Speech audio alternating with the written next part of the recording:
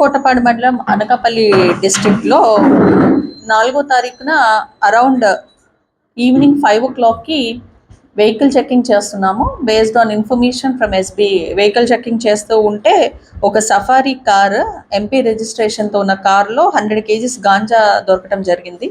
దాంట్లో మేము 2 అక్యూజ్ని అరెస్ట్ చేయడం జరిగింది. ఒకడు కర్ణాటక అతను, ఒకటి తెలంగాణ అతను. వీళ్ళిద్దరూ మల్కాన్గిరి, ఒరిస్సా వెళ్ళి గాంజాయి తీసుకుని వయా చెల్లావారి కల్లాలు వస్తూ ఉంటే ఆన్ ఇన్ఫర్మేషన్ వాళ్ళని క్యాచ్ చేయడం జరిగింది.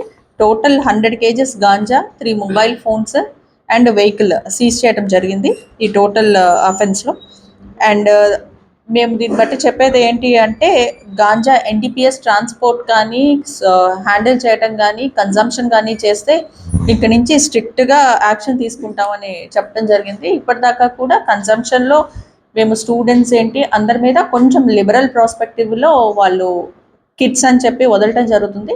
ఇక నుంచి as per instructions from senior officers ఎవరైతే కన్జ్యూమర్స్ ఉన్నారో వాళ్ళ మీద కూడా స్ట్రిక్ట్ యాక్షన్ తీసుకోవటం జరుగుతుంది. అండ్ దయచేసి గాంజా రిలేటెడ్ కన్సంప్షన్కి ఎటువంటి ఇన్ఫర్మేషన్ ఉన్నా పోలీస్ డిపార్ట్మెంట్కి అందజేయవలసిందిగా కోరుతున్నాం.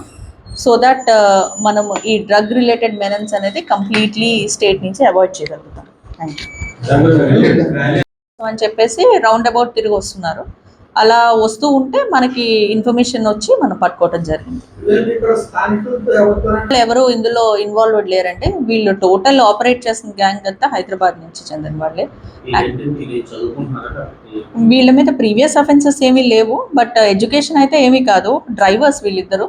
ఏదన్నా ఎంప్లాయ్మెంట్ ఉంటే చూడమని చెప్పేసి అడిగితే గాంజాయి ట్రాన్స్పోర్ట్ అని చెప్పేసి హ్యాండ్లర్స్ యూజ్ చేయడం జరిగింది.